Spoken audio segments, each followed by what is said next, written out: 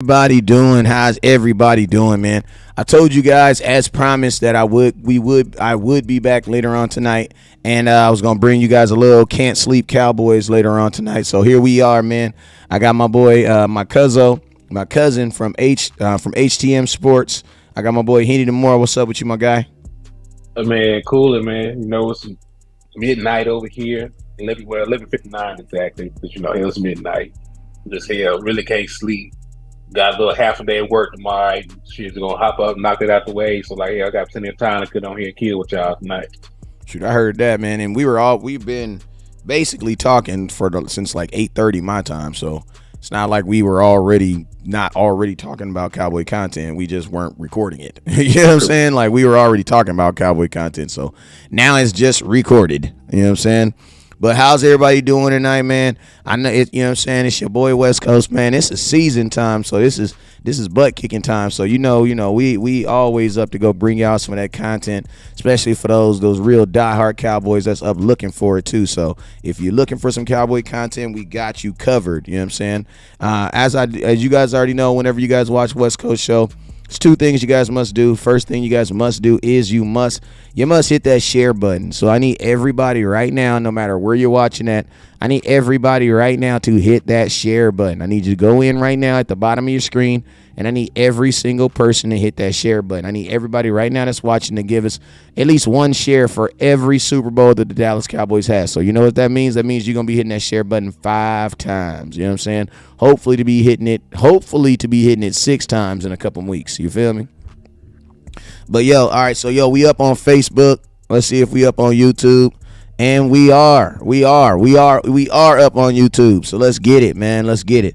So let me start with YouTube tonight. As I say your name, make sure you guys hit that share button. Make sure you guys hit that star button, and then let's get this thing popping, man. You feel me? All right, so Jeffrey Lumberdozy, what's up with you, my boy? And I want everybody to put it in the comment box how late it is where you're watching, because I want to know where the real Cowboy fans is at. C. Moore, what's up with you, my boy? Yes, Sirski. Z Channel 31, what's up with you, my boy? Tupac with a mohawk. What's up with you, Brianna B? What's up with you? Coop. What's up with you? If I said that name wrong, Miss B, please put it phonetically in the comment box so I can say it correctly. My boy Coop, he from Duval. He out there. You going to the game? You better be going to the game, my guy. Let me know if you're going to the game. Put it in the comment box. Let me know. You know what I'm saying? All right, we got some folks live on Facebook too. What's up with you, Peter Rizzo? Jan, hello, West Coast, and Henny, what's up with you, my boy? He says, Funk, all the brother, we got a new retackle. I heard that. What's up with you, Victor? What's up with you, Jesse? What's up with you, Jay? Testy Young, appreciate you, Brian Kite, and Ryan Ledbetter. What's up with you, Ryan? What's up with you, Victor? Hey, if you haven't already, make sure you guys hit that star button. So let me run through these names real quick. As I say your name, hit the star button, and then hit that share button, and we're going to take off. All right, Peter Rizzo, what's up with you, Peter? Deshaun, Deshaun, what's up with you, my boy? Victor, he says San Antonio, Texas in the house, 2 + 10 + 2 + 10. What time is that? What? 4:20? Jesse, what's up with you? Jay Latisse Young, what's up with you, Jay Latisse Young? And Victor, what's up with you, Victor? Appreciate you. And then Peter Rizzo, what's up with you, Peter Rizzo? What's up with you? So Henny, man, I know you got some folks watching over there. I mean, let them know who you got watching over there, and let's jump into this, man. Yeah, man, I got Jeff over here watching with me over here on HTM Sports. I appreciate Ken Folk for tapping in. There's some other folks watching, but he's the only one that come in and says something about I can see.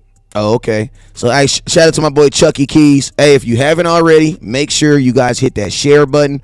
And then most importantly, if you're watching on Facebook or on Insta, if you're watching on Facebook or on YouTube, make sure you guys hit that share button and hit that star button. The super chat is on. If you guys have any, this is Uncut Cowboys, so this show is driven by you guys. So if you guys have questions, put them in the comment box, and we will answer those questions. We will answer those questions as they come up. Just make sure you guys hit those, and we're gonna take care of you, get you guys straight. You feel me? So let's go ahead and get it. Let's go ahead and get this thing popping, man. So I think the first type of conversation that we want to start off with tonight is that the Dallas Cowboys offensive line is going to be making some moves again. Now, these are not moves that they're making because of, talent, or these are moves that they're making because of pure injury. They was going to have to make some moves this week anyway, because as we all know, Dallas Cowboys starting right tackle Terrence Steele is done for the season with an ACL injury. Now, with him being done with the season, someone posed the question. I would have thought it would have been just pretty normal to think that that Jason Peters, who plays tackle, you would think that he would be the natural fill-in. But I'm gonna tell you, there's been a lot of people that have been asking West Coast, what do you think? What are your thoughts on on Tyron Smith playing on that opposite side? You know what I'm saying? So, I want to talk about that first for a little bit. Then after we talk about that, man, I want to we can talk about that, and we're also just going to kind of give our thoughts on where we think, what do we think the starting offensive line for this Dallas Cowboy team, what we think it should be, going forward. So let's go ahead and jump right into it, man, and let's go right out the gate, man. Henny, what is your starting five for this offense, for this team? You know what I'm saying, for Sunday? I kind of already did a show already, so I kind of told them what my starting five is, but what's your starting five for this team for this week? What I wanted coming out the gate, I wanted to move Tyron Smith back to his natural position of left tackle and then slide Tyler Smith over to left guard, where they projected him to start during the preseason.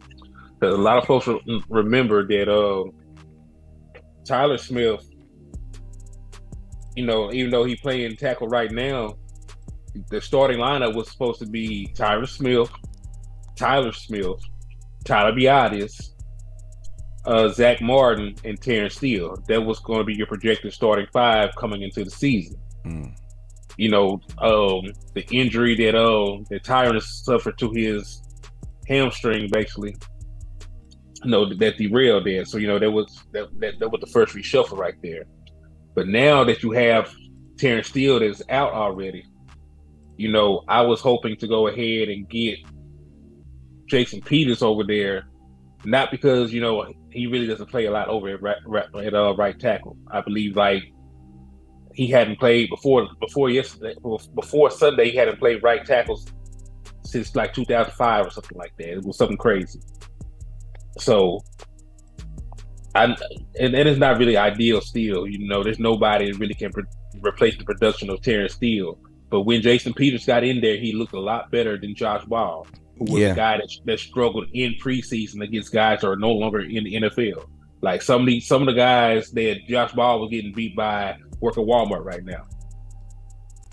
Yeah, man. And I mean, we ain't even really got to go that far all the way back, man. We could just talk about this game in general. Like, Josh Ball did not look good versus the Houston Texans. Like, his man is the guy who got beat.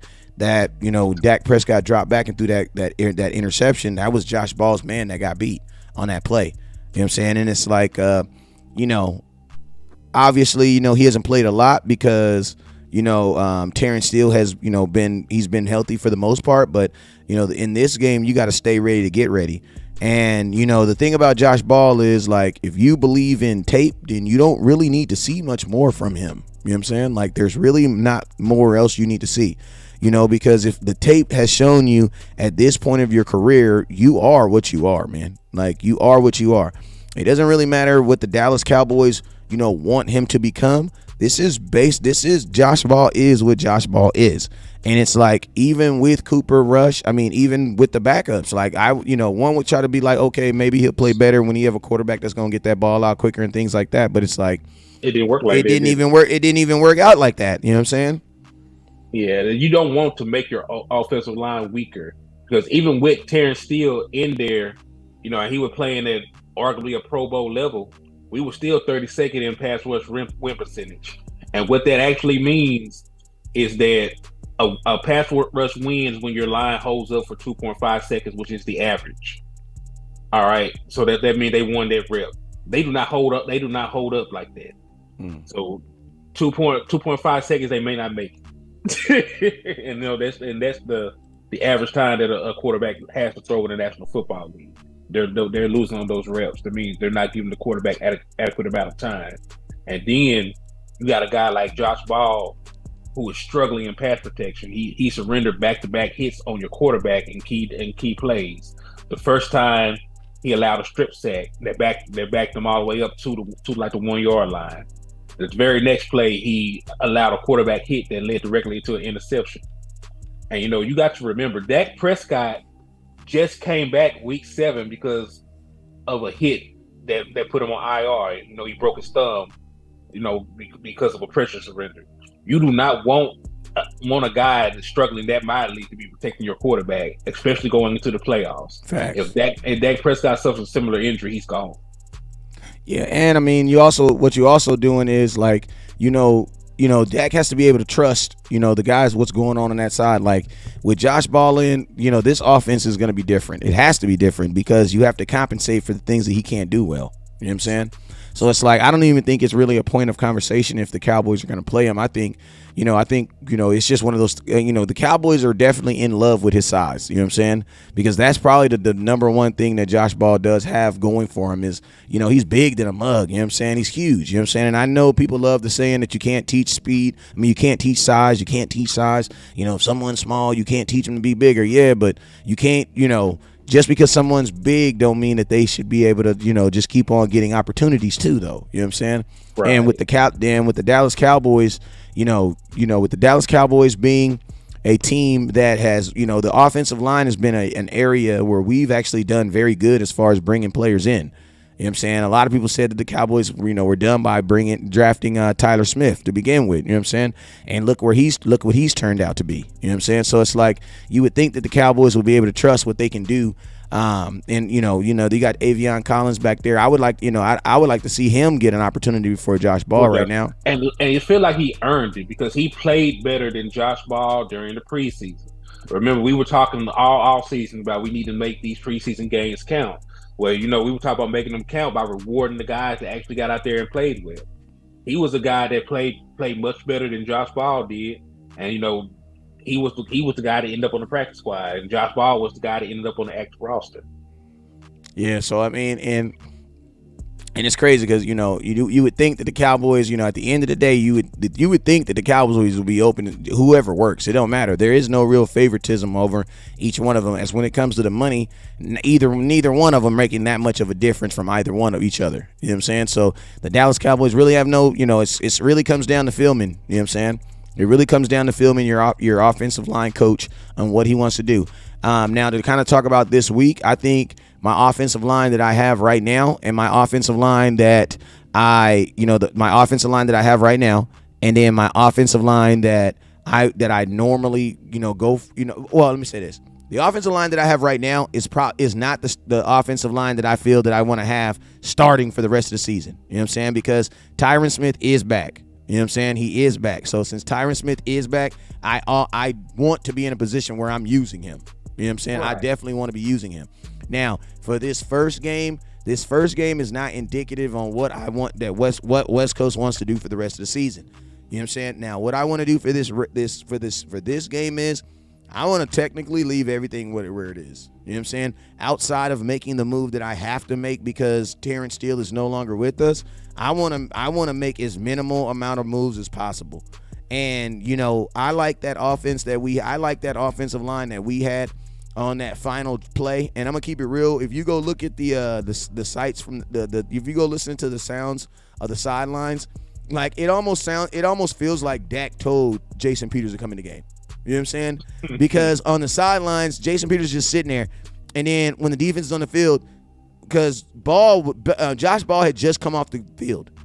So then the next series you see is Dak Prescott on the sidelines talking to Jason Peters, telling him to get ready. So it's almost like Dak. It almost leaves you with the impression that Dak told him, "Bro, get ready. You're coming in." You know what I'm saying? Because even like you got to think like this. At some point when you getting hit on your throwing hand, the same hand that you messed up your thumb, you got to say something. Something. He didn't say something before, and the last time that stuff happened was in the Atlanta game, the Chaz Green game. You know, him being a veteran quarterback now, I don't think he's going for anything like that. Yeah, and him being a paid quarterback, he can't go through that. You know what I'm saying? Because when you're paid the money that Dak is paid, like, they count injuries against you, and Dak understands that. You know what I'm saying? Like, Dak truly understands that. So, I mean, you know, I mean, that's one thing I do, you know, and I'm going to tell you this, you know, going into this game versus the Jacksonville Jaguars, you know, I know the name itself makes it seem like this is going to be like one of those games where you can just kind of blow through the opponent. But I keep kind of tell you guys, these Jacksonville Jaguars, you know, two things that are sneaky about this Jacksonville Jaguars is their defense is solid and their quarterback will run on you. Like, go ahead. Yeah, that, and look at some of the teams that they actually beat this year. They beat the Baltimore Ravens when they still had Lamar Jackson. They just beat the brakes off of the Tennessee Titans. They already got 2 quality wins over playoff teams. They almost beat the Philadelphia Eagles. So, like, they are a very scrappy team. You know what I'm saying? And, you know, like I touched on before, the last show we did, they got everything to play for. Like, they can still win the division and be the 4th seed in the AFC. They're not hanging anything up and waiting for the draft. Doug Peterson trying to get into the playoffs. They can win their division still and get a home playoff game. Yeah, and think about this. Doug Peterson's looking at this like, I'm in the worst division in football, and in my division, I'm probably the only team that's going in the right direction. The rest of these teams is like, you know, Doug Peterson's team, they just going in the right direction slow. You know what I'm saying? They're just going slow. You know what I'm saying? But they're going in the right direction. Everybody else in their division is going in the wrong direction. Like, they're all going in the wrong direction. Now they going in the right direction. They just heading in there slow. Now, I'll say this too. You know, I keep on emphasizing this, and that is Trevor Lawrence is a dual threat quarterback. And the reason why I keep saying this is, no, he's not Deshaun Watson. No, he's not Lamar Jackson, but he can do a great Daniel Jones impersonation. And Daniel Jones in that first game gave our defense some hell. Now, they didn't use that attribute in the last Giants game, praise God, but he did give us some hell. And I'm going to tell you guys this. Quarterbacks with the ability to run have given us issues. Also, do you guys remember the game last week? Dan Quinn even admitted himself. He said, you know what? You know, that was something that we didn't see on film. The 2 quarterback system, you know, them moving that ball throughout the 2 quarterbacks in the running. Now, obviously, I'm going to tell you this right now. You're not going to see that very much in the NFL because the rule in the NFL, if you have 2 quarterbacks, you have no quarterback. But that's actually true about Houston. They don't have a quarterback, so they are really trying to figure it out. So that actually benefited them. But when they had that running quarterback in there, we all could feel like there was like a sigh of like, oh, not necessarily oh my God, but like a sigh of like, bruh, this is something that the Cowboys definitely got to worry about, especially since, you know, next week you have what? The running quarterback. And who is that? Jalen Hurts, who got 10 scoring touchdowns. Right. And and you know what you said about running quarterbacks is true. Because even when you go back and look at the quarterbacks that have given us issues, even in our division, we had issues with RG3 when he was in his prime. We couldn't do anything with him. Michael Vick played the Dallas Cowboys 4 times as an Eagle. He won 3 of those games. You know what I'm saying? And like you said, like Jalen Hurts, like, he didn't do much through the air, but like his ability to extend the plays and make stuff up on the go on the ground was one of the reasons they were able to grind out that win towards the end once we had cut the lead to 20-17. So, like, you're right. Like, the Dallas Cowboys have not handled running quarterbacks historically, you know, very, very well. And, you know, that trend has continued this year. And the only thing I will say about Trevor Lawrence, like, yes, he is normally a running quarterback, but he has a toe injury that has hindered him. So I don't know if he'll be 100% healthy. But, you know, I do you know, say I do expect, you know, for the aspect of the game, if he is healthy enough to do so, be featured. But I'm not sure if he's healthy enough to do so or not, because they're concerned about his toe. Well, last week his toe was fine because that boy was 30 for 42. Well, his arm was fine. I don't know about his toe, but he was 30 for 42, 368 yards, 3 touchdowns. And not even just to kind of like put that in, not even to just kind of like blow that game up, but the Jacksonville Jaguars in the last month, they played 5 games. They won 3. They beat Tennessee, 36-22. They beat Baltimore 28-27, and they beat the Las Vegas Raiders 27-30. You know what I'm saying? Each one of those offenses has an explosive player on it. Las Vegas Raiders, they have Devontae Adams. Baltimore, they have Lamar Jackson. Tennessee, they have Derrick Henry. So this defense that we're about to play in Jacksonville, man, this is a defense that has seen an offense led by stars, and they put up some good fights against them. I'm glad you mentioned what they've been doing. Trevor Lawrence been on fire since week 9. I'm looking at his numbers right here.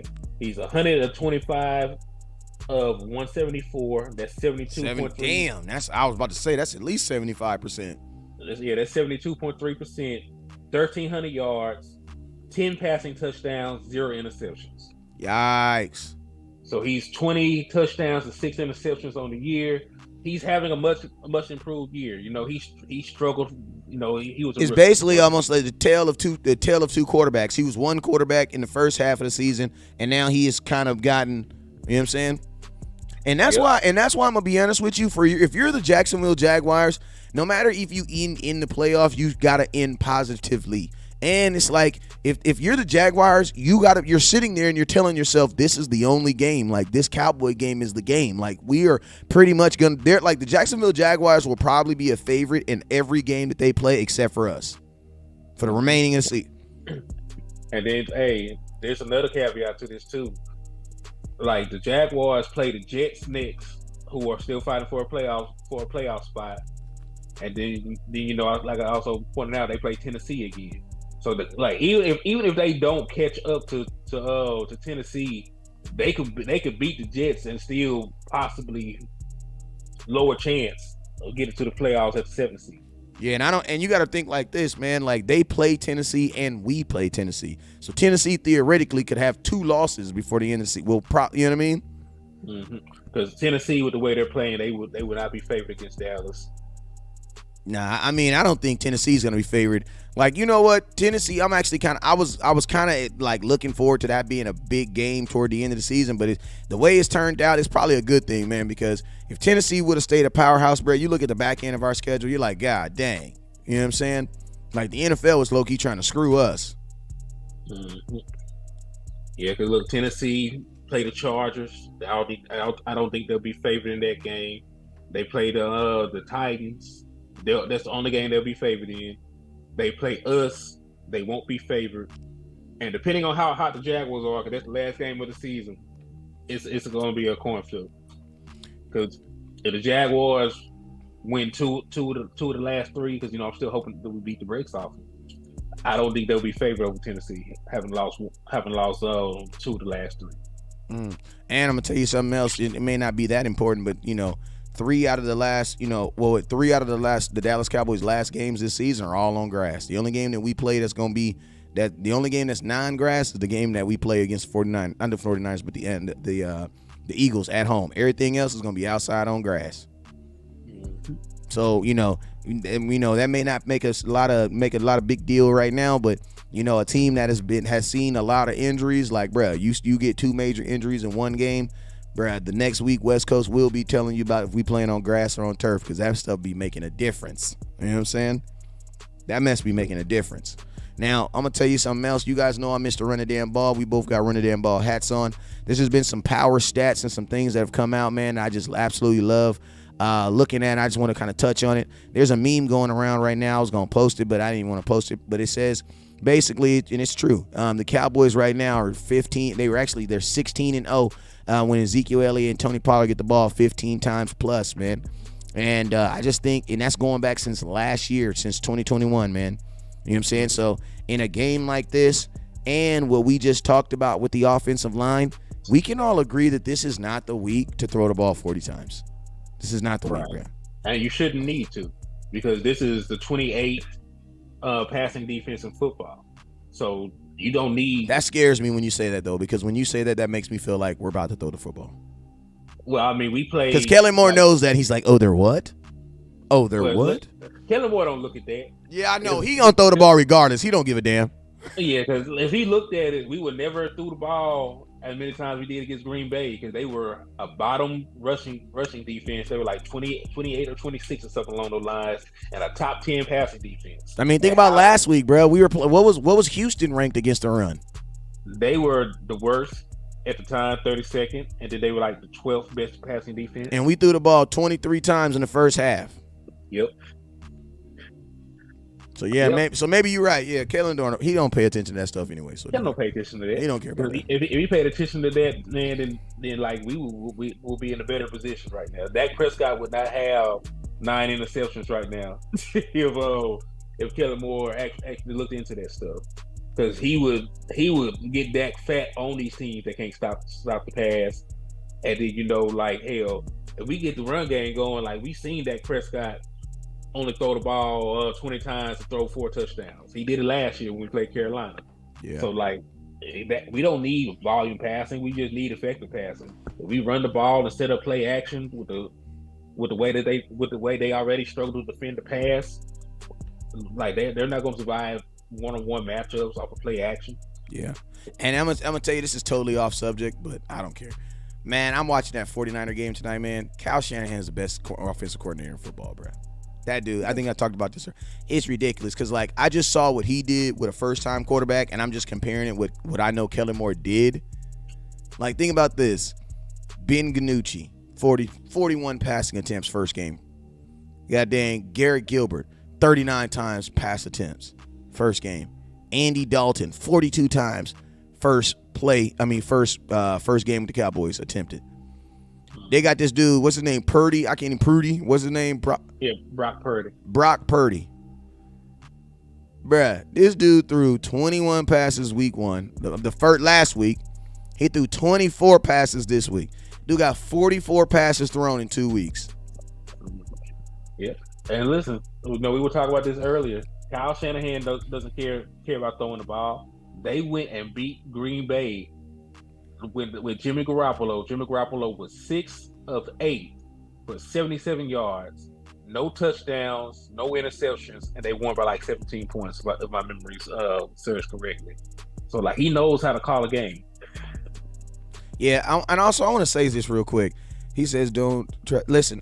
I want to have a real football conversation with y'all real quick because there's this narrative I think that you guys think that players can just audible out of a bad play or something like that. You guys know that, like, and this is coming. I want to read this comment. It's not directed at you, Tony, but it was your comment, so I want to bring it up. He says, Dak Prescott needs to audible way more than he has because he can't be co-signing with Kellen Moore. I want to know, listen to me. In the NFL, they're not audibling out of full plays. Nobody's doing that. That's not how it works because you only have about 25 seconds. The offensive coordinator only has 20 seconds. He has 25 seconds in your ear, right? So they're coming out with hot routes, hot keys and things like that, right? But as far as like a lot of times we say that Dak should audible out of a play after you've seen the play. Well, you don't know it's a bad play until you actually see the play, right? And then you also got to remember, Cowboy Nation, that the defense is also selling you a lie. You know what I'm saying? The defense comes out there and they're going to sell Dak, hey, we're going to run cover 2. You know what I'm saying? We're going to run cover 2. Basically, you're going to have 2 safeties deep. You're going to have your corners about 10. If they're in man or in their press, they're going to be right up in the corner, right up in the wide receiver's face. Typically, the Dallas Cowboys don't do dual press. They usually have one press, one off coverage. Off coverage means somebody's going to be about 10 yards back.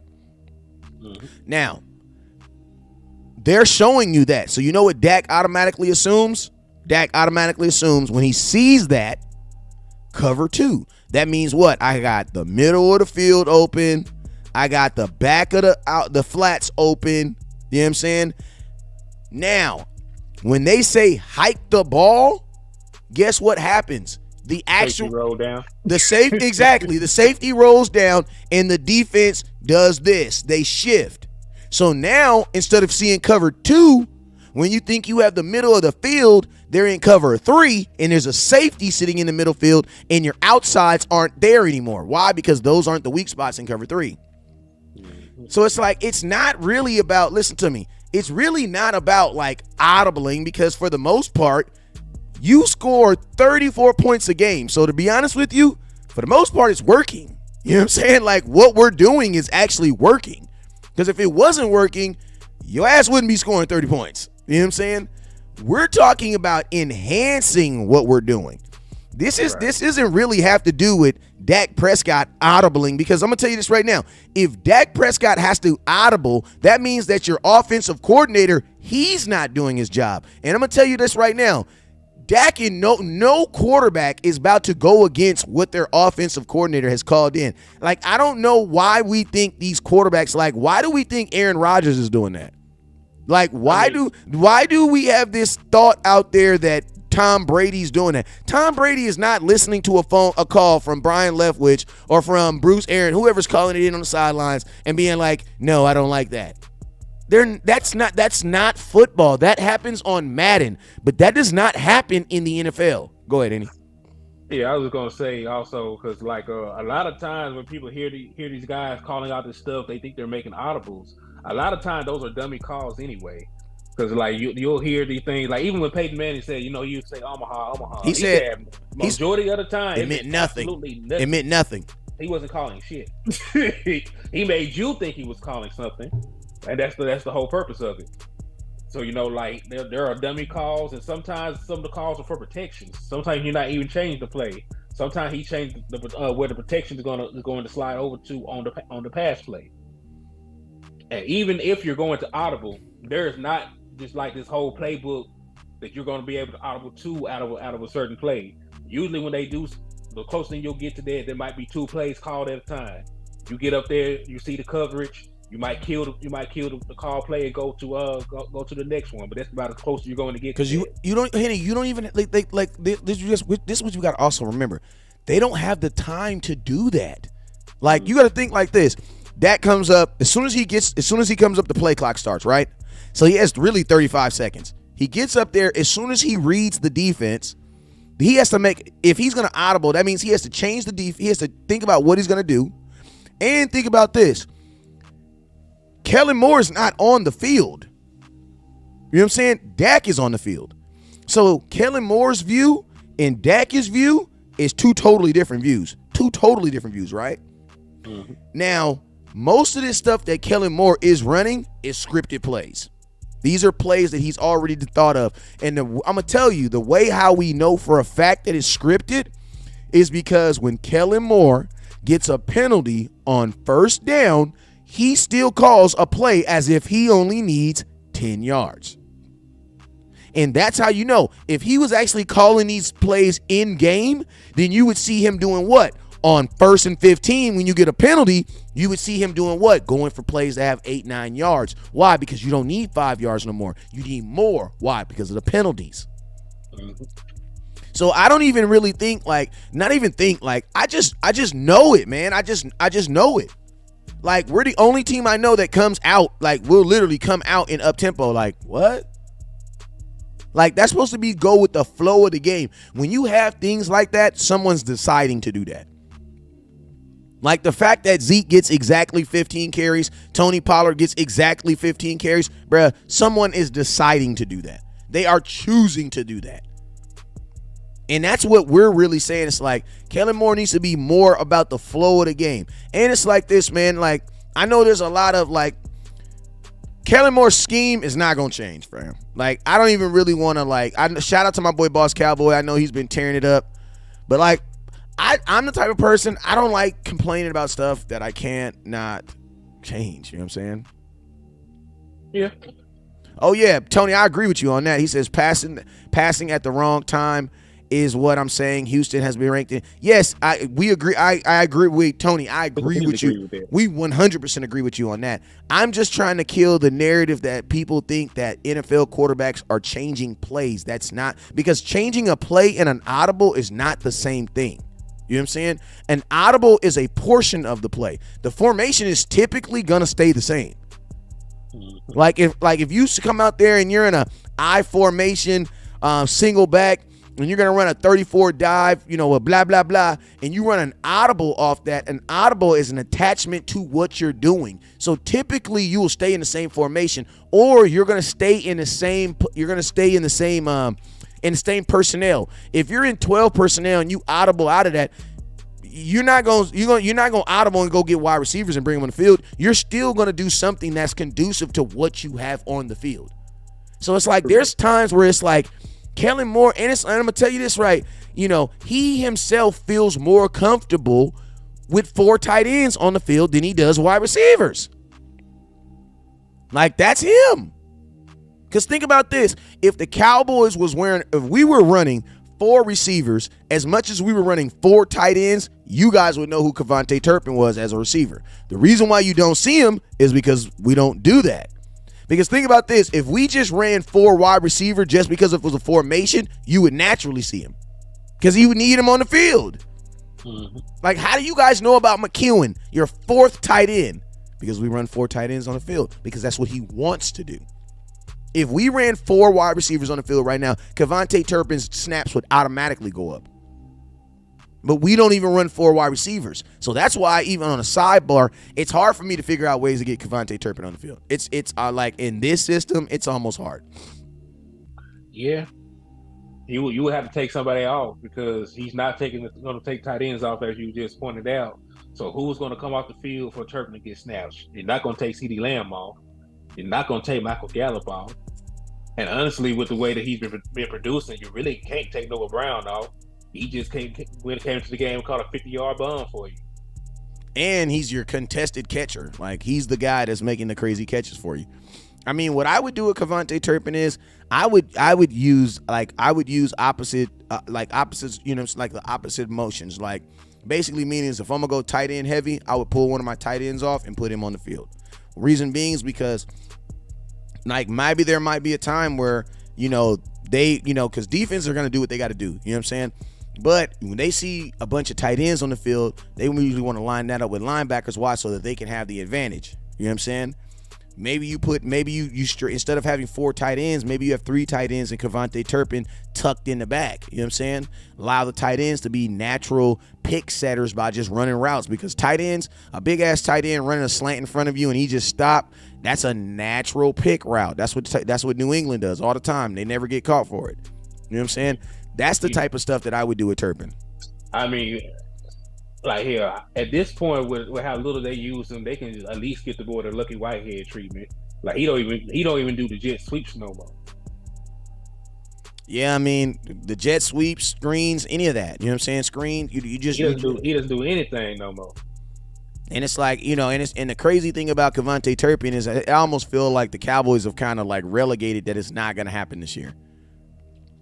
Like, you don't actually, and like, this is the thing, like in a game we scored 53 points, like that should have been a game where instead of seeing different people, and like we need to, instead of saying like, you could take all the starters out, I get it, you want to get other people some reps, but at the same time, get this guy, like, get Turpin an opportunity. You know what I'm saying? Because it's like to just only have him as a kick. And I'm gonna tell you this right now, you could act right now. I could low-key have CeeDee Lamb doing what he do. Keep it real. I could have Tony Pollard do what he do on kickoff return. I mean, like, you get what I'm saying? Like, this about to be the playoffs, bruh. Like, position, spots are coming very, very, like, if that's all you're really going to let him do, bruh, put CeeDee Lamb back out there returning punts and put freaking Tony Pollard back there kicking returns, bruh. What's going to be the difference? What's going to be the difference? You know what I mean? Like, what's going to be the difference?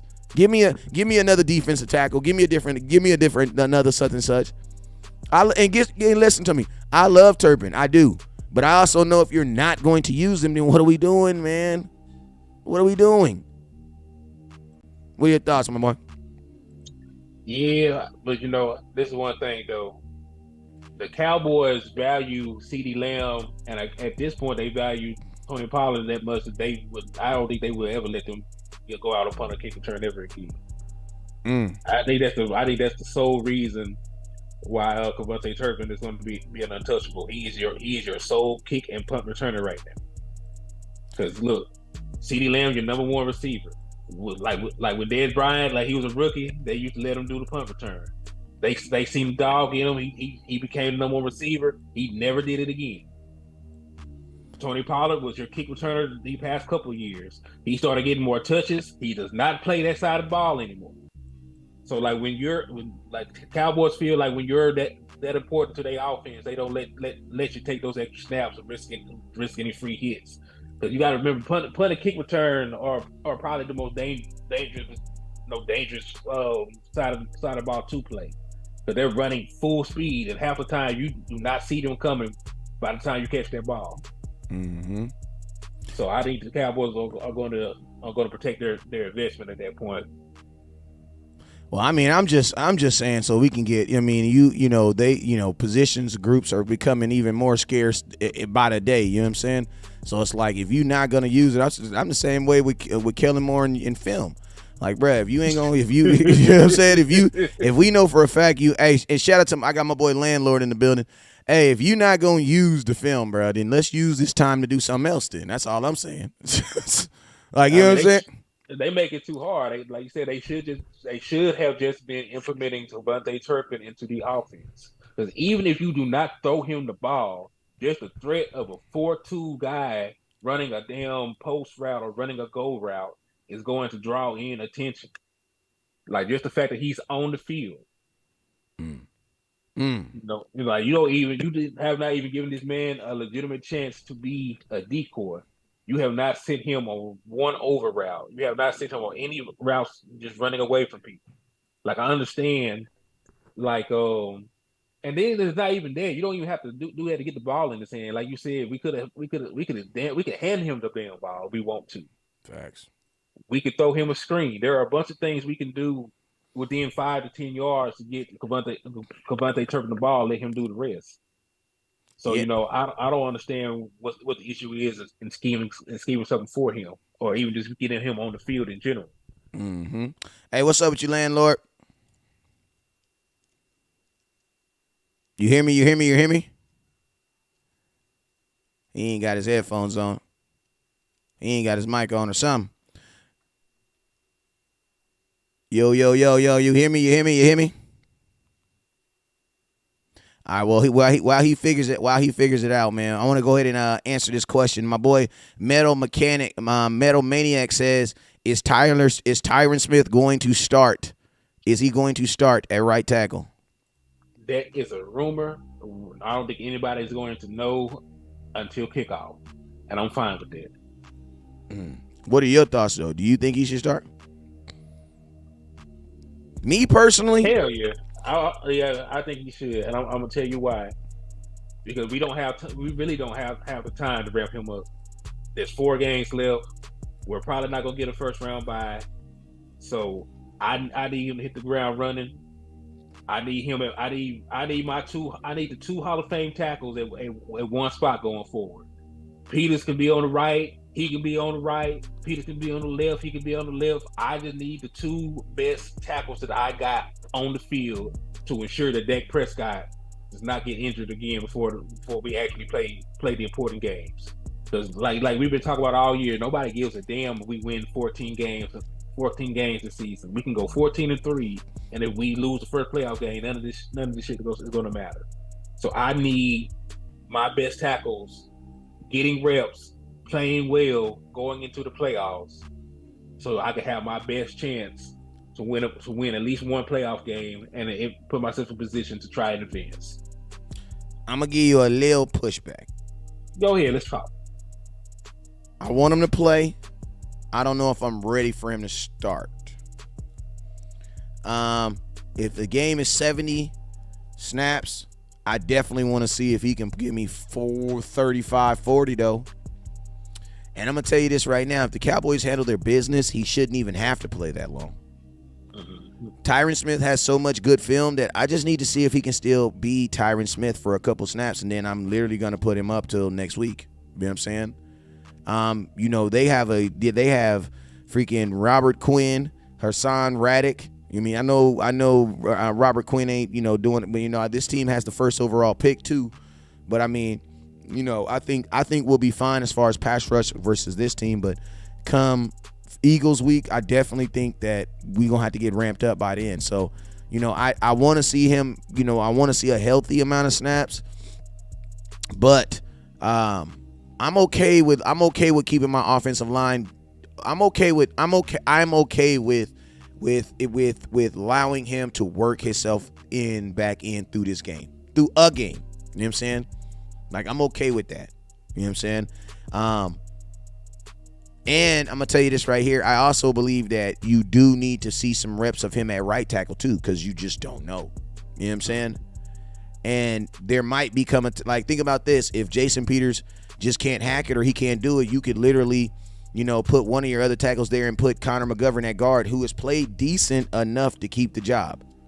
Right, because and I would be comfortable with McGovern staying at guard just because he will still have a good tackle on the other side of him, and it's not like he's been giving up a bunch of pressures. We're not really dropping back and throwing the ball enough. And we should be running the ball on Sunday. Like, we should be running the ball on Sunday. Right. So we can survive with McGovern. I just don't feel like we can survive with Josh Ball. If we commit to running the ball, you can start Tyron Smith. But it really goes down to Kellen Moore. Because Kellen Moore, tell me right now, if you're gonna throw the ball 40 times, bro, Tyron Smith can't start, bro. Because I don't even want him dropping back 40 times. I don't want, I don't want Tyron Smith trying to pass block, trying to defend some guy that's been playing for 12 weeks. Even though he's not better than Tyron Smith, he's in better shape than Tyron Smith. You know what I'm saying? I don't want him having to, you know what I mean? Like, I don't want to necessarily have to have in the first week. So it's like, Kellen Moore, can you commit to me that you're not going to try to excessively throw the ball 40 times? Because if you do, then guess what? He might be able to play more. But if you're telling me you about to throw the ball 40 times versus the Jaguars, then no, my offensive line needs to stay the same. Because the Jaguars defense is better than the Houston defense. And just because he didn't get it, man, Houston was trying to hurt my quarterback. Man, I'm going to tell you that right now. If they would have got a shot on it, bro, they was already teeing off on regular players. I can only imagine if they would have caught Dak slipping, bro. I'm gonna put him up. Hey, landlord, can you hear? Landlord, can you hear me? That boy still can't hear us. I don't know. I don't know what's going on, buddy. But go ahead, Henny. Nah, man. Yeah, because that's my biggest concern with Josh Ball being out there. Because it's okay to lose a rep, but it's not okay for you to allow a big hit on my quarterback. Mm-hmm. Like, that is the one thing you cannot do. Okay, we good. Oh, we good now. Go ahead. Okay. Like, do what Tyler Smith does. Even when he loses, he's going to choke you out. He's gonna get that hold call, but he is not going to let Dak Prescott get hurt. Facts. Landlord, we got the landlord in the building. What's up with you, man? What's happening? Oh, man, I'm good, man. We just on here talking about this Cowboys offensive line, projected offensive line for the week. With Terrence Steele being out, we have some, we got to update the nation on what we think is about to happen this week and what we think should happen this week. So that's the only thing that we was kind of talking about is just this offensive line. And, do you think Tyron Smith should start? Should he not start? Before we even, just to get this tonight started off with you, man, what is your starting offensive line for this week? My 5. What's your 5? Of course, Tyler Biadasz, then Zach Martin. I probably would like to see Jason Peters over there on the on the right side, just to be honest. Mm-hmm. And slide Tyler Smith in the guard and put Tyron back where he belong. So you starting him this week? Yeah, I wouldn't mind. They say he ready. Let's go. Mm-hmm. You got the same starting 5 as me, so yeah, that's Tyron Smith right there. I mean, I'm down for him to start, but I'm just thinking how the Cowboys be doing it, and you got a major. That's low key a major. Y'all ain't okay with trying to baby him in there. You know what I'm saying? 70 snaps. Y'all don't want to do 30. Like, we got the Eagles. And think about this, fellas. You don't play the Eagles on Sunday. You play them on Saturday. So that's one less day to prepare for them too. True. What side of Vontae Collins play? Man, they don't like him enough. What side he played He on? is something political because Josh Ball is playing over him right now, and there's no. I seen some good tape on him though. He outplayed Josh Ball in preseason. I know, but that's why I'm saying. That's why I'm saying Josh Ball is playing over him. You know what I'm saying? Because he didn't. Avante Collins done pissed off the wrong person. Yeah, he didn't piss somebody off. He done chopped down somebody wife or somebody dog. Yeah, because and I'm gonna tell you, they believe in Josh Ball, man. Because in Mike McCarthy's interview, he actually said that outside of the obvious plays, I thought he had some pretty good snaps, and I'm like, what? What do you mean outside of the obvious plays, bro? The obvious plays, bro. We won by 4 points. The obvious plays could have almost cost you. Yeah, they almost cost us the game. Like, what is you talking about, bro? Like, you can't be that nonchalant about him. Like, you know what I mean? It almost cost you your quarterback. Because look, that's what Henny said. The defensive player was right there by Dak hand. Mm-hmm. Again, if he could have tweaked something, we really were blessed that he ain't tweaked nothing. You know what I'm saying? And it's funny because I was telling Henny, I was like, if you go look at the sounds of the sidelines, they tried to like edit it out, but it was such a good moment they left it in there. And it's like right after that, you can see Dak on the sidelines telling Jason Peters like, "Get ready." Like I can almost like it makes it seem like as if Dak went on the sideline and was like, "Bro, I'm done. He's done. You get ready." I ain't playing with this guy. Yeah, I'm getting yeah. Especially because like you got to think like it's a matter if I'm getting rushed. But when you start getting to the point where I'm getting hit because of your mistakes, yeah, I got to fix that. Since nobody else is gonna, say something. Nah, we ain't. What you say, Henny? We ain't about to have another Atlanta Falcons game on our hands. Nah, that's what we've been asking for from Dak too. We kind of need Dak to speak up sometimes a little more, like because what it is, bro. Dak, a lot of people get him confused as a company man, but that I don't think that you seen him battling Jerry Jones for a contract. That's not who he is. That's not who he is anymore.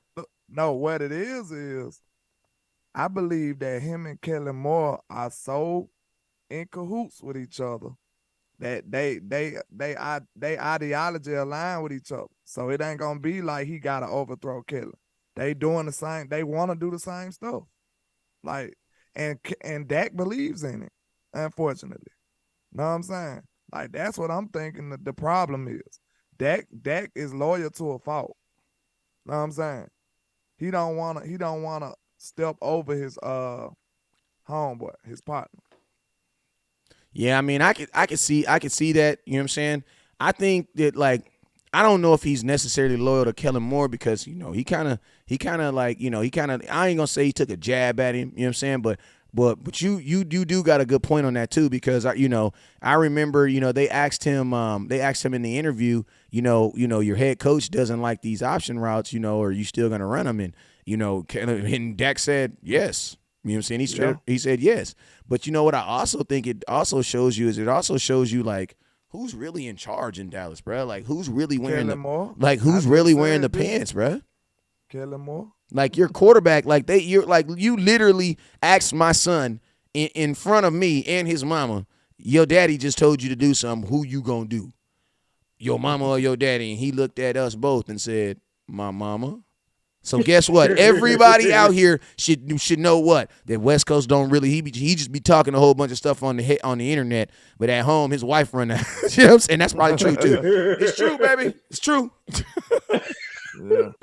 You know what I'm saying? He just be talking. That's why he be talking all loud to us because he ain't running his own house. You know what I'm saying? But I mean, like when I heard that out of Dak's mouth, I was like, yeah.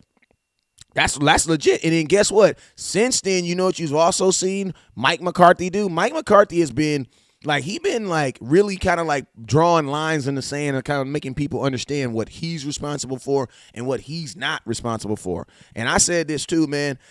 After that Green Bay game, I feel like there's definitely been a rift between Mike McCarthy and Kellen Moore. Like definitely. You know what I'm saying? That's exactly what he should do. Because I mean, he shouldn't go down with this ship because they would love to blame him.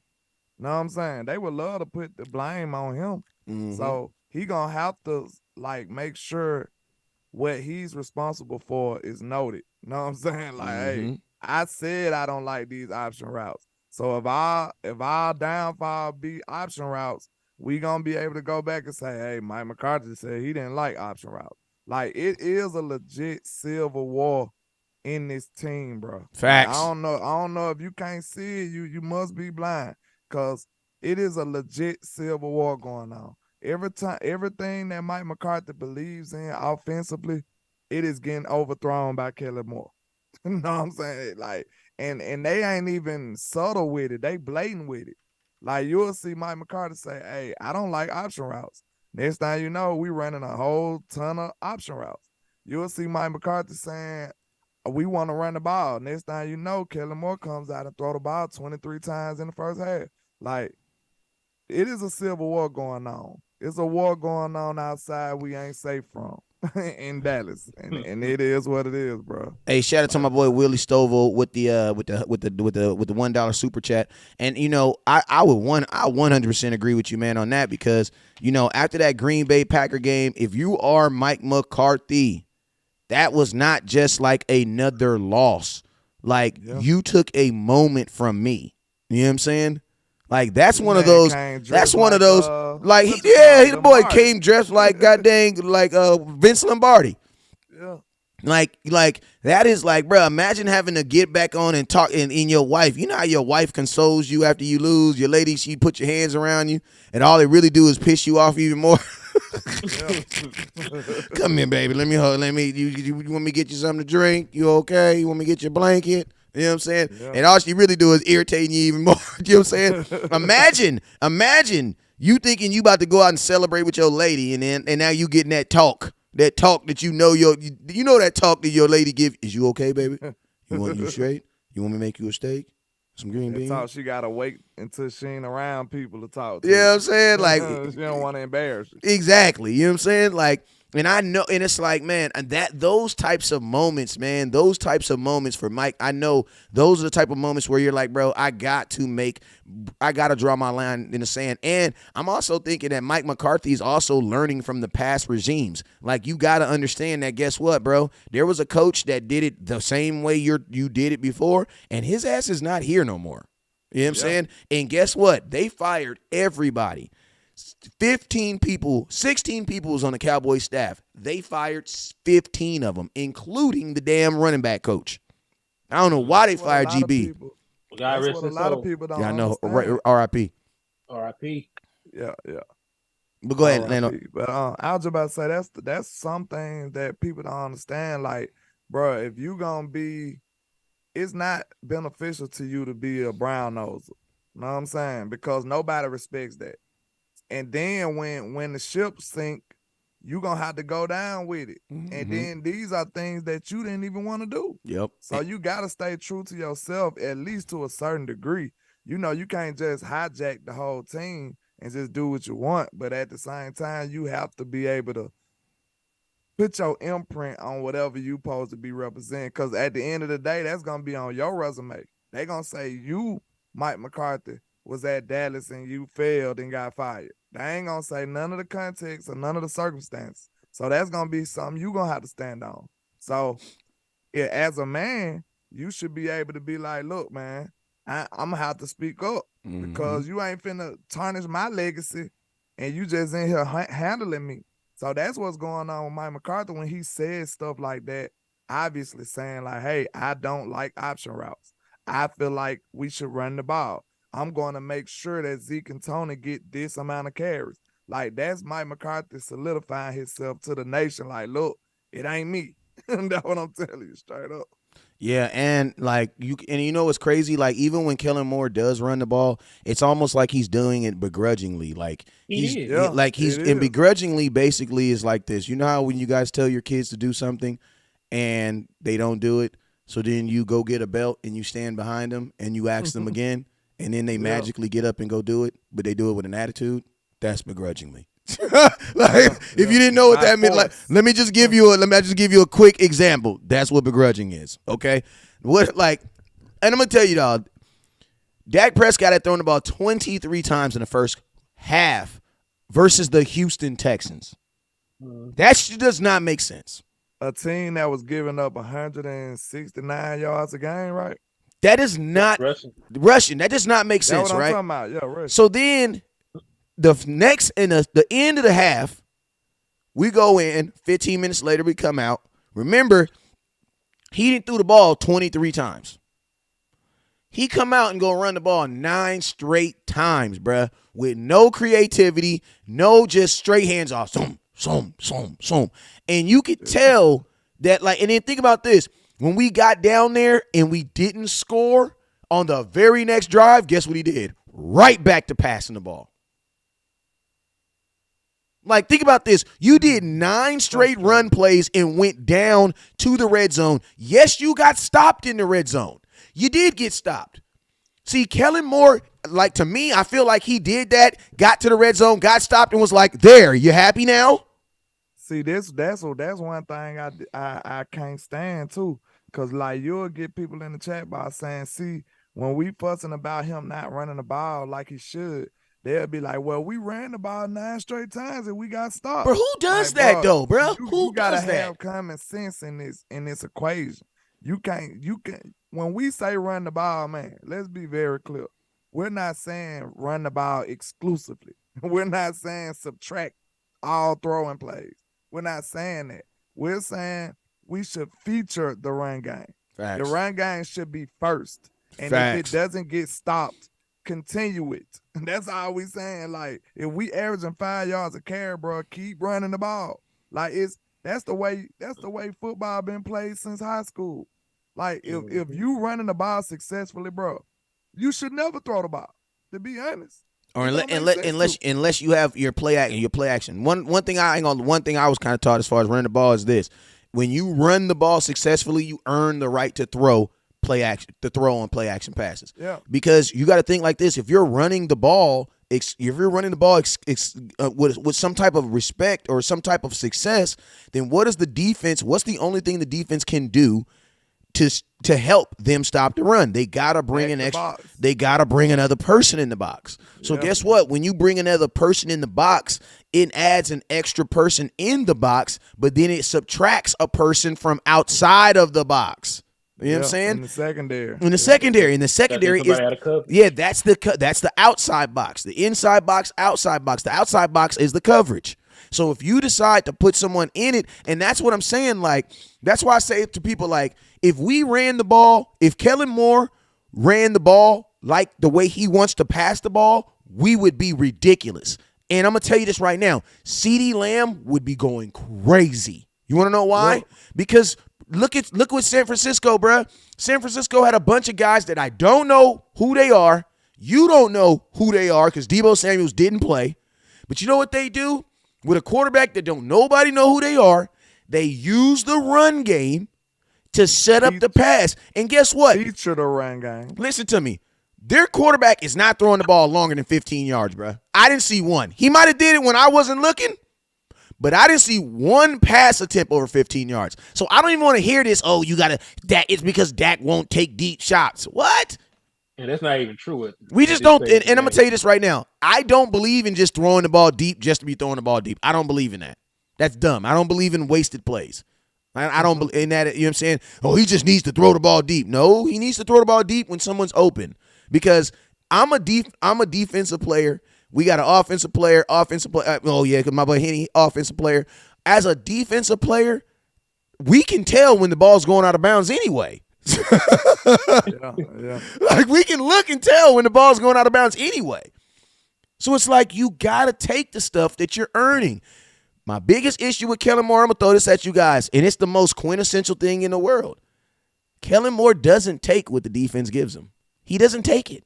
If the defense is 169 yards a game, they are giving you the run, bruh. You just got to take it. Yeah, like if you got 6 and 7 DBs on the field, it's obvious run situation. Facts. You don't. That's why when it gets me riled up, it grinds my gears when people be just trying to point out one person, bro. It don't make sense.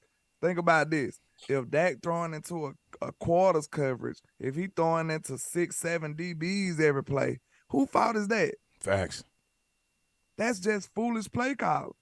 If you got all them little bitty DBs on the field, what should you do? This is elementary kind of strategy right here. These little bitty dudes, DBs are little. They don't want to hit. Know what I'm saying? We got some special safeties. They want to hit, but most safeties ain't trying to hit, especially when it's come to Zeke. What name a safety that's finna sign up to tackle Zeke 25 times a game? Bro, safeties aren't even big like that. Bro, listen, safeties aren't even big like that no more, bro. Like they're not like safeties are small now. Nobody wants to hit Zeke 25 times a game. Especially not no DB. Not one on the in the NFL want to hit Zeke. Maybe Jamal Adams. Times. Maybe Jamal Adams, bro. He 25 wired. times? Not 25 times. Hell no. Hell no. No. But I'm just saying, like, Jamal, he like being in the box. He crazy like that. But, bro, now that you said that, that's real, man. The safety position, that's real talk. Go ahead. Yeah. I'm just saying, like, if you got 6, 7 DBs on the field, bro, this is common sense football. Run the ball. Like, that's what people been doing to us. You remember I was kind of mad at the 3 safeties. Like, them boy got to play good for this to even work. Like, they got to actually ball. That's what they've been doing lately. Donovan Wilson and Jaron Curse, they been actually cutting up. But if they have an off game, we gonna get ran all over. Or think about this. Or think about this, man, because like this is what folks got to understand too, man, is come playoffs, they are going to be running the ball more consistently. And I'm going to tell y'all something like this. Like, I know people always say this statement, oh, when teams play the Cowboys, they give us their best shot. It's not that. Listen to me. I've actually debunked that. It's not that teams give us their best shot. Teams don't play better because they're playing the Cowboys. You know what teams do? Teams go and look at the paperwork, and they say, damn, these motherfuckers giving up 150 yards and running. Why don't we just keep running on them? And that's what they do. And that's why it feels like every team that plays the Cowboys has a chance. Because they're actually looking at the paperwork. And they're like, oh, yeah, I know what we about to do. I mean, we may beat them. We may lose anyway, but at least we going to lose trying to what? Run the ball on them. Is it me or do it seem like the Cowboys just try to win a certain way? They do. Like, they do, bro. We were talking about that before you came on. Yeah. So we were looking at, like, there is no reason in Packers game, like a 28, 26 ranked run defense, but a top 10 pass defense, and you throw the ball against them 40 times. Same thing with Houston Texans. Worst run defense in football, but a top 12 pass defense. You throw the ball 23 times in the first half. They do things like that all the time. And, you know, it bothers me because it's never a time where I feel like he's done his homework. He's exploiting this obvious weakness in this defense that's been put on tape, that's backed up by advanced analytics and all this other stuff. It just seems like he comes out and he just does what the hell he want to do, they try to pull it out the fire. You know, just working what he wants to do. And there was no reason. Told you it took them 4 years to get Tony Pollard the ball, man. And that's why I refuse to give him. That's why I refuse to give him credit for like games like the Minnesota. Like, how can you have games like Minnesota, but you can't repeat that against worser talent, bro? Like, that mess is weird to me, bro. Like that mess is weird. You know what I'm saying? Like, only like typically. Defenses are the ones who act like that. Like, it's usually defenses are the ones that are that inconsistent. Usually offenses are what offenses are, bro. You score a lot of points or you don't score a lot of points. That's just what it is. You know what I'm saying? You know what it is, Wes, though? Like, it's going to sound, you know, like I got a 10-4 hat on, but it's obvious. Because, like, these the only 2 conclusions you can come to. Either Kellen Moore is selfish and calling plays for his own agenda. That's for sure. Or he's an idiot. And we know that he's not an idiot. Know what I'm saying? Like, just like you said, the Minnesota game, why can he not mimic that the next week? Against worser talent, too. It makes no sense. Against worse talent. This the only way we can give him some grace, Wes. And we haven't seen this. That's why I'm on his tail. You know what I'm saying? I'm on his case because of this. Think about this. If we played the game, say for instance, we just shot the world when Minnesota just destroyed them. Then we come back the next week. If we mimic that same game plan and fail, I'd be like, okay, Kelly, now we got to come up with something else. That's it is what it is. They got us. But you came out doing something completely different. Facts. Against a team that was depleted by injury. Like, do you see what I'm saying? Like, that right there lets me know, bro, after you had such success like that, bro, ain't no way you gonna do something completely just different. You're not that crazy. Yeah. You're not that crazy, bro. Or you are selfish and you are trying to be a head coach. So you willing to do whatever you can do trying to impress these people. But little do you know, all you have to do is show them that you understand how to utilize your players and use them correctly. That's going to get you the ultimate success, which will result in them saying you a genius because you got it done. Like, he don't get that. And think about this, like something that he also does not do too is he doesn't like carry on from like the next week. Like say there's something that you was doing, like you was hitting on this. At the end of the game, y'all was toting that ball, y'all was da-da-da-da-da. Like, he doesn't think, like, I think he feels that, like, we were doing that because they weren't good, not because we were so good. You know what I'm saying? Like, I also feel like, to a degree, Kellen Moore doesn't believe in his actual players because it's like, bruh, you have a Zeke, you have a Tony Pollard. Bro, why don't you want to try to do it? Let me interject. Like, the only way, like, think about this, bro. This finna be real quick, bro. You just said he don't believe in his players. Look, he can't, or you would just keep on giving it to him. It's just his selfishness. That's all I wanted to say. It's just that's how selfish he is. He's so selfish that he don't want to feature these stars that could put us over the top. He'd rather feature his system. That's all I wanted to say. And it's and you know what's crazy? You know that's true because think about this. Why do you guys know Hendershot? Why do you know Ferguson? Why? When Tony Pollard's on this team. When Kavonte Turpin's on this field, why do you know who your third string tight end is on this team? That is a problem, bruh. Third string tight ends are supposed to be on special teams, supposed to be base blockers on kick returns, bruh. Yeah. Like Ferguson should have more tackles than catches. Yeah. In your offense, when you got two running backs. Two, bruh. Dynamic backs, not just one, two. Two, bruh. You want to know something that's gonna piss everybody off? West Coast? I gotta do it. I'm sorry. You win, Cali. Man, what would Shanahan do with this offense? What would Shanahan do? Yeah, bruh. Dak would throw the ball 23 times a game. We'll be dominant. And Zeke, I'm gonna tell you this right now. It'll be ridiculous. It would be ridiculous. Look, he'll have Zeke and Tony going crazy. Listen, and I'm going to tell you this right now. Shanahan is a real – I said tonight, I think Shanahan's the best offensive coordinator in football. I seen him do something so simple and complex that Cowboys just won't do it. Christian McCaffrey broke off like a 12-yard run for a first down, right? Defense is tired, bro. It's this fourth quarter now, going into the fourth quarter. Defense's hands is on hips. I'm going to ask you guys, what do you think Kellen Moore would have did on this next play?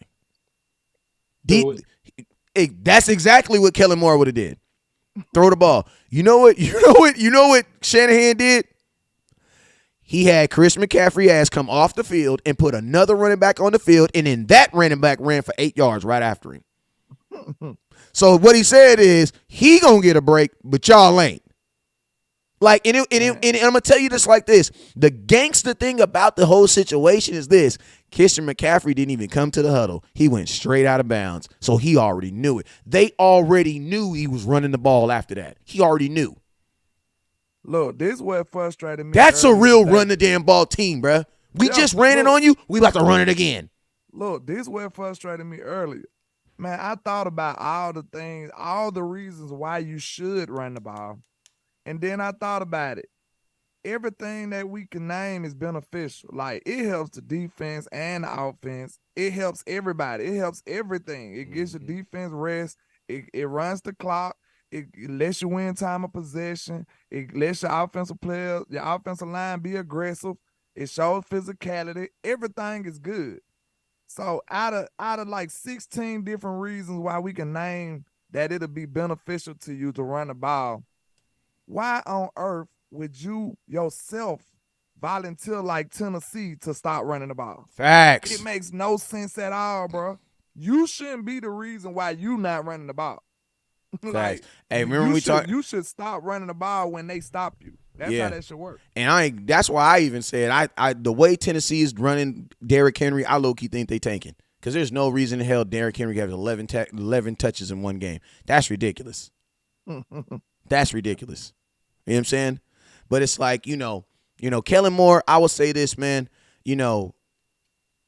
Kellen Moore he had the number, I like what we were talking about as far as, his system. And it's like, if Kellen Moore could just adapt, like he has to, like I used to always say this, like equality is great in every aspect of life except for football. Facts.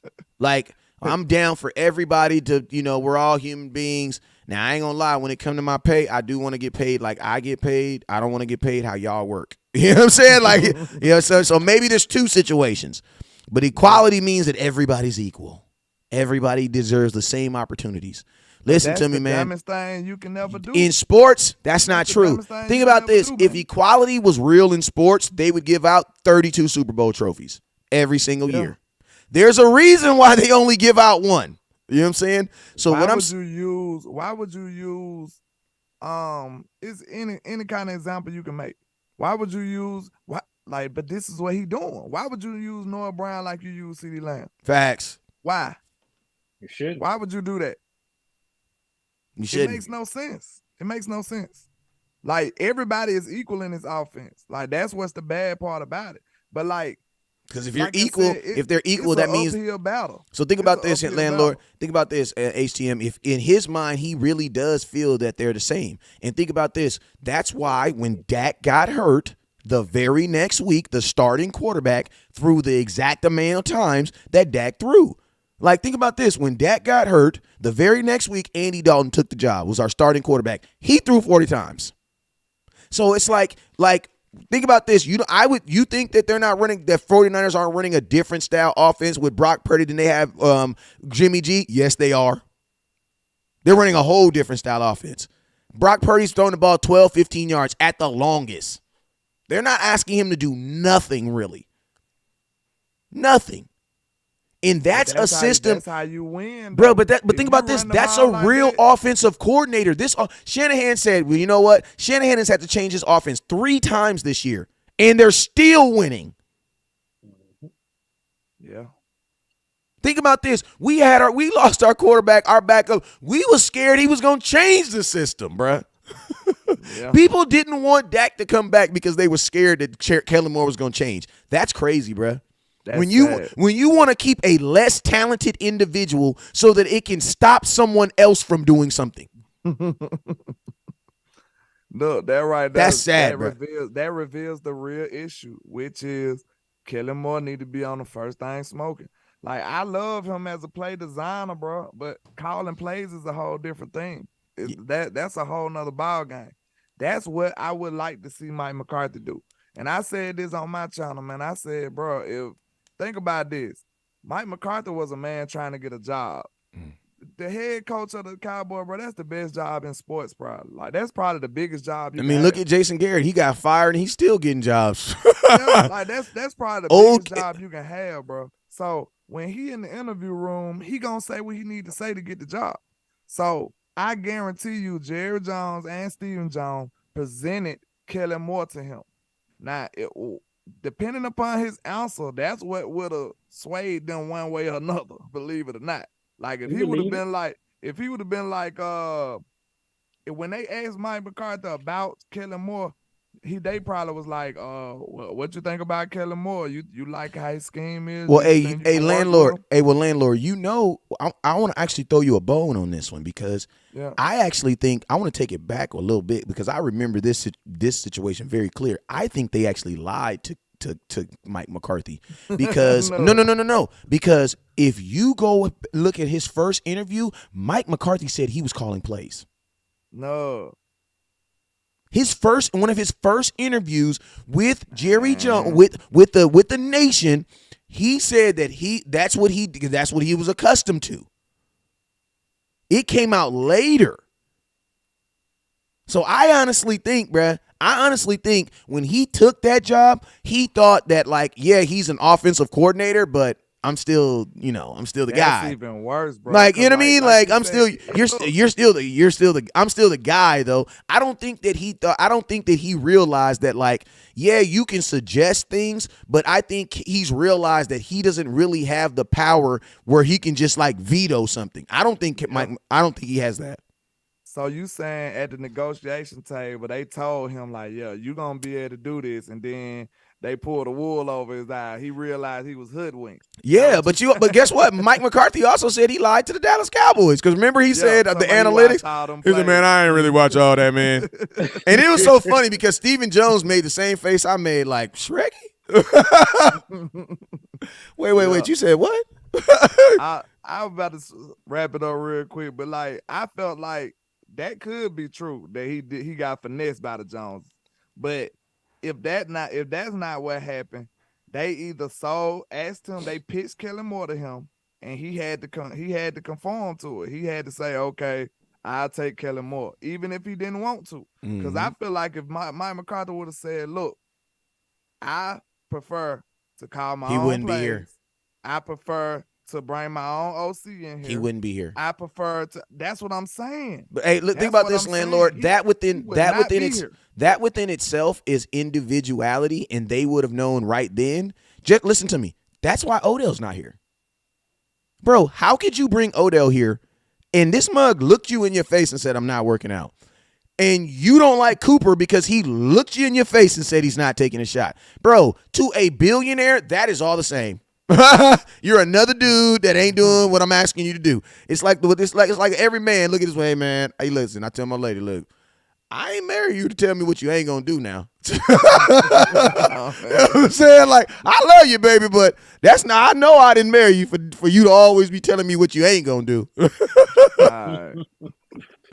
Hey, we got to get up out of here, man, before I get in trouble, man. I'm telling too much, you know what I'm saying? And you got to think like this, man. Like Mike McCarthy, like they get these guys in these moments of like vulnerability. You know what I'm saying? It's like the same reason why. Go look at like in the offseason when we go to training camp. Why do Cowboys get more deals done at training camp than they do in the regular offseason where everybody else? You want to know why? Because it's hard to turn down money when it's dude standing right in front of you. You know what I'm saying? It's like the same mindset, like, oh, landlord, you're selling your car from Alabama. Okay, I could talk to you about it online, but what I'm gonna do is I'm gonna wait till I get there in front of him, and I'm gonna have like he say he want 2,000. Shoot, I'm only gonna bring 1,500. Yeah. I like that. Hey, how you know that? 500 is the 500 is the jug. That's the So I didn't know. So that's the standard price going around. Okay. You gotta know how to be nefarious now. Yeah. I'm only gonna bring 1,500. That's the negotiation strategy right there.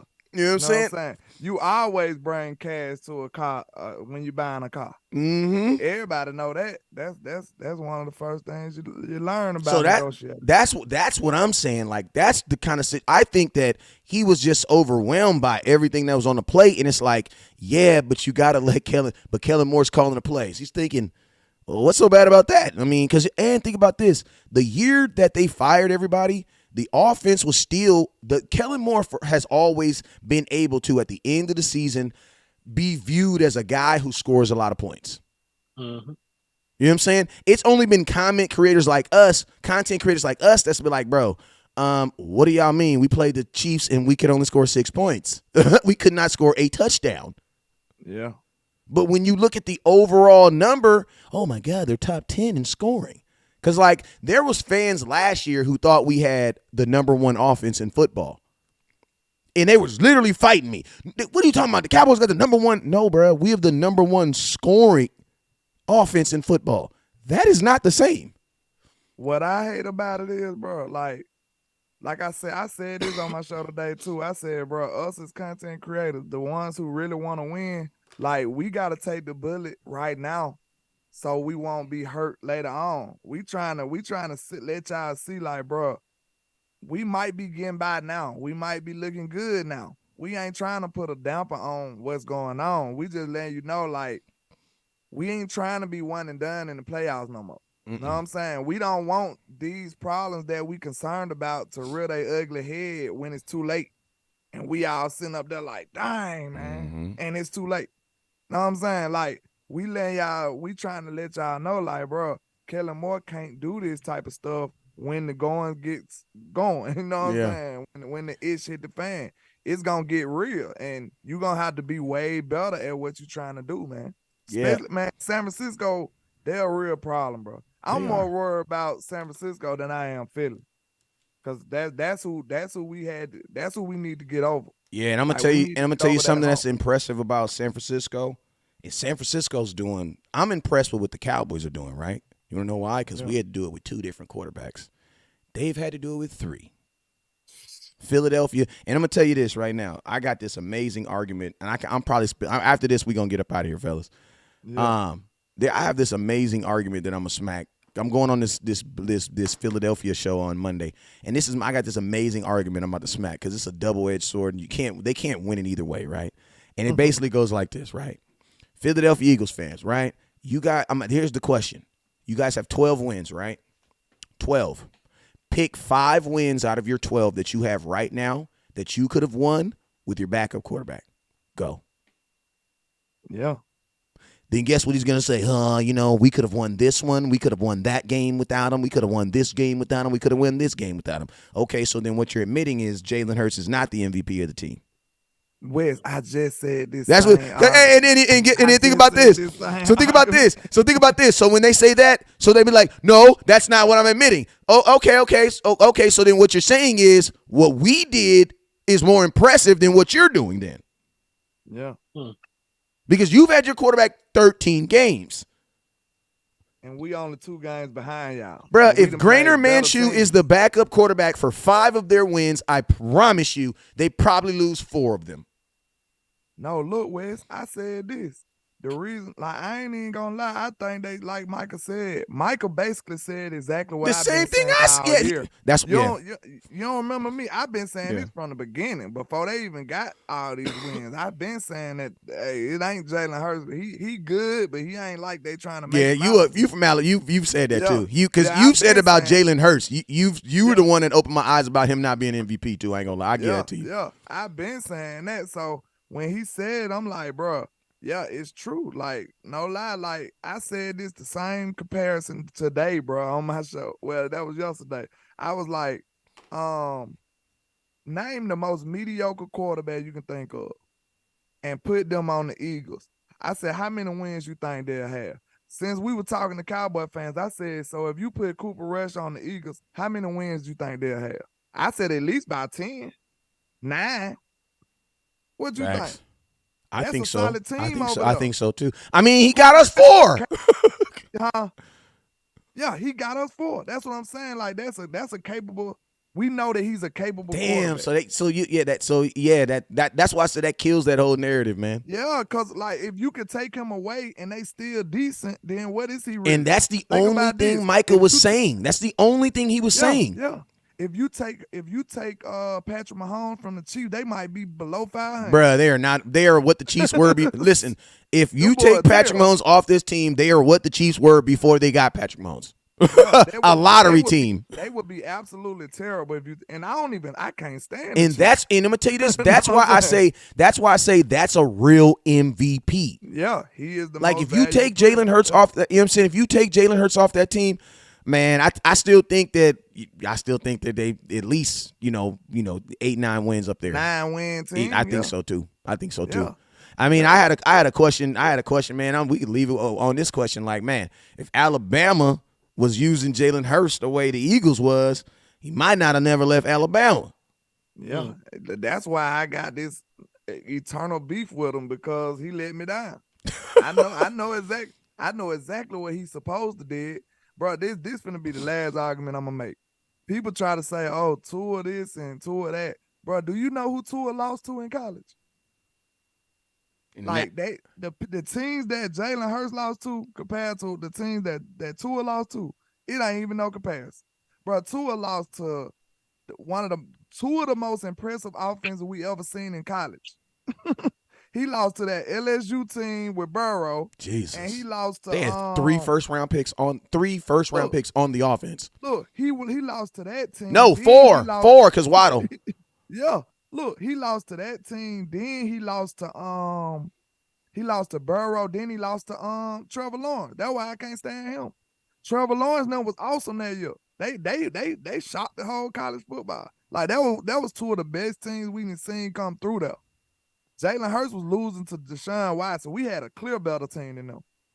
But Jalen Hurts was the weakness. You know what I'm saying? Like he almost lost us 2 championships. He lost us 1, Saban the GOAT, because he snatched him out of the game. Because we were about to lose another championship because he couldn't make the plays. But to be fair, he has got better. He is a much better quarterback from back then. But I feel like he still is not nowhere near what people saying he is. Like nowhere near. They just got a good OC and a good offensive line. Yeah, man. Well, hey, man, we've been on here for an hour and 30 minutes, man. It's 11:30 where I'm at right now. Henny, what time is that where you at, bro? 1:30. It's 1:30, and my boy don't even smoke or drink. He just tired in life. I heard that, man. Landlord, what time is it where you at? You in the same time zone? We on the same time zone. Man, I heard that, man. I heard that. So technically, when you wake up, you will have already given the nation some content for the day, man. So, when you wake up and you be like, man, I ain't did enough. You seeing all these folks live. You be like, I ain't did enough. Just know that you was live at 1 o'clock in the morning talking that content. You feel me? So, hey, man, I'm going to tell y'all this right here. Y'all need to get used to this. Why? Because as we get closer to the playoffs, you are going to see more. Bro, when Eagles week, it's about to go. I ain't about to disrespect. I'm not about to disrespect Jacksonville, but it's going to go down on Monday. That's all I got to say, man. Hey, man, I appreciate Hey, let them know where they can find you fellas at. Hey, man, it's Henny DeMoore on Facebook, HTM Sports on all other platforms. Landlord, let them know where they can find you at, my guy. Let's get it. Landlord from Alabama with the same handle on all social media, man. Holla at your boy. Yes, sir. Yes, sir. Hey, and it's your boy West Coast, man. You already know where you can find me. Anywhere there's an internet search logo where you can just type in West Coast Cowboy, I promise you I will pop up somewhere like this. You know what I'm saying? Hit that link and I'll be right there in your front door. You feel me? Hey, I appreciate all. Hey, listen to me. If you sitting up right now, laying in the bed, watching Cowboy Talk, you know what I'm saying? Your lady trying to snuggle up on you and you pushed her to the side 2 times so you can listen to Cowboy Talk. You're weird, but you a real ass Cowboy fan too, and I just want to let you know I love you. You already know what it is. Never